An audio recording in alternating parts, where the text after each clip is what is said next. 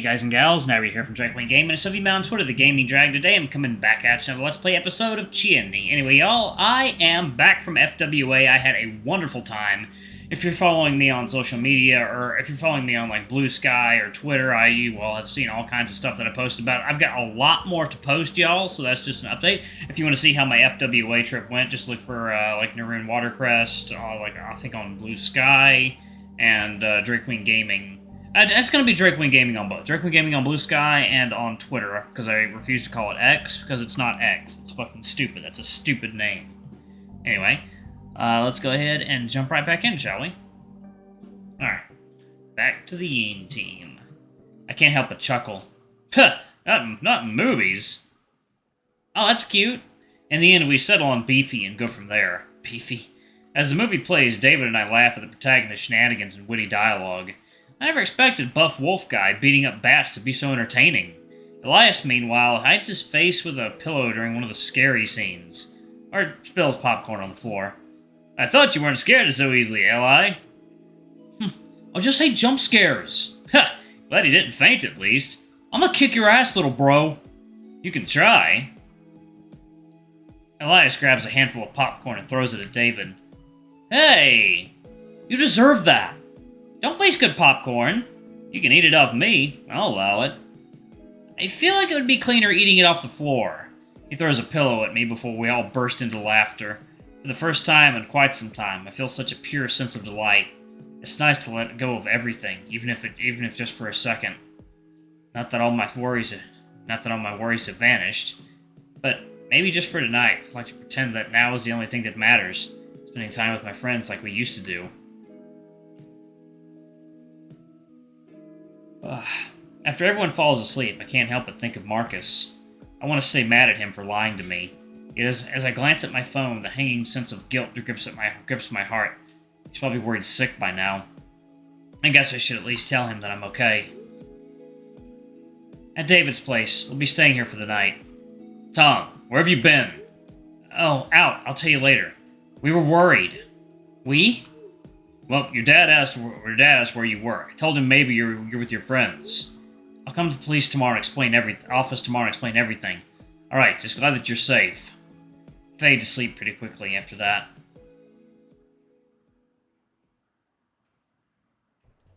I yawn and rub my eyes.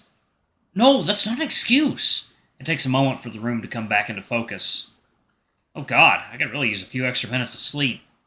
You and me both, pal. I glance out the slightly open window as the morning breeze hits me.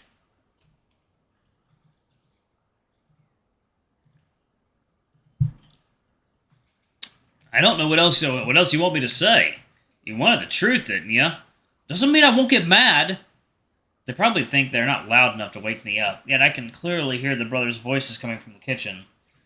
Not sure if it's not sure it's a good idea for me to barge into their family drama first thing in the morning. Ugh. Sorry, y'all. Yawning. Though I can't help but wonder what had transpired. It was all fine last night. And despite my better judgment telling me not to prod, I quickly get dressed and head to the kitchen. Morning! Tom, hey! David greets me with a forced smile, feigning a casual tone. Sorry to wake you up. Nah, that's fine. Eliasz turns away from us to look out the window, arms crossed. He doesn't even acknowledge me. Is this a bad time? With a sigh, Eliasz finally turns to me and sits on a chair on the opposite side, drumming his fingers on the table. I only now notice a letter sitting there in front of him. After a moment, he wordlessly slides it my way. Oh. It's written in German, though I recognize the name and the signature. I slide it back to Eliasz. A letter from your mom? What does it say? I found this today. I don't understand what it said either, so David explained it to me. David, tell Tom what it says. Do you think it's a good idea? Yes, tell him what you told me. Hey, it's fine. I shouldn't be prying into your family business. I should probably switch their voices, since Eliasz is the older brother. Alright? No, it's more than that. Insane is what it is. I look at David, waiting for him to say something. It's clear as day that it's a struggle for him. Yeah? I never planned on coming back. That's the truth.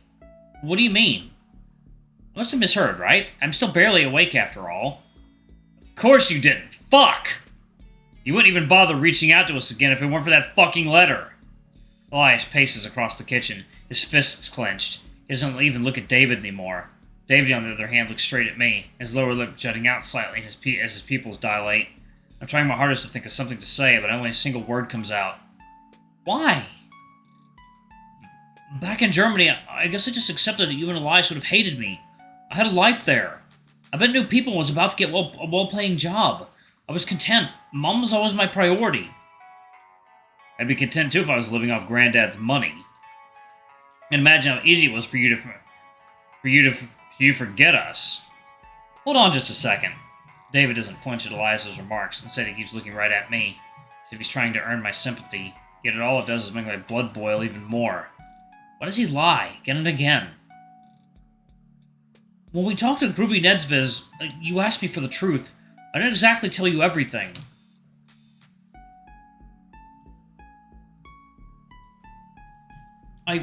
I made the choice to support my mother, and it was easiest to cut off my past because it hurt less that way. I'm clenching my fists now, too. I feel like punching him, forcing him to take back what he just said.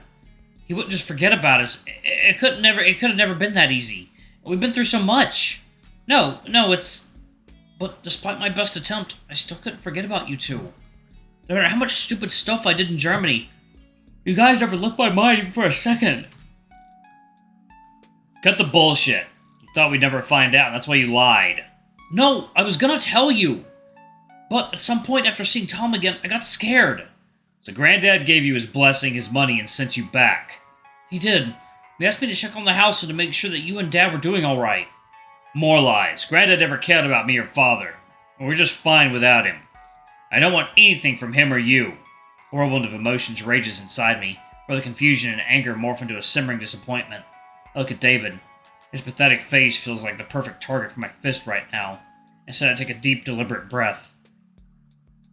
Sitting down, I lean on the kitchen counter. I didn't want to believe he'd do this. But he finally told the truth, right? Okay, so let me ask again, the same question I asked you on the first day. Why did you come back? The truth this time. And if you lie, I'll never ever want to see you again. Elias nods at me and then looks back at David. For a long moment, the hyena says nothing. And while I can see Elias's anger building again, I give David the time to compose himself in his thoughts. With Elias's stare boring into David, I doubt it's easy. I came back because Mom asked me to. Uh-huh. She wrote to me from the hospital because in recent months I wasn't even allowed to see her anymore. So what exactly did the letter say? David stares at the letter before he starts speaking again. She wrote, people close to me will really need me. And that Sibnevo was changing, but not for the better. Wait, not to be rude, but how would she know that? I don't know, but I wanted to believe it. Maybe I was lying to myself, thinking there was something I really had to do. That sounds insane. You came here on the whims of a mad woman. Maybe it does, but when I came back, I learned that people are going missing. That Tom's mom was missing. David clutches his mom's letter. It sounds insane, yet given everything that's been happening since the past few days, I don't know what to believe anymore. If only you actually came here out of your own free will. But no! What if she writes for you to come back? Gonna disappear without a trace? Just drop everything here and leave again? Eli, please. No! Because you both of you fucking left me here. No contact, nothing. You think I wanted to stay here for the rest of my life, working a shitty job? The father doesn't give two shits about anything but himself?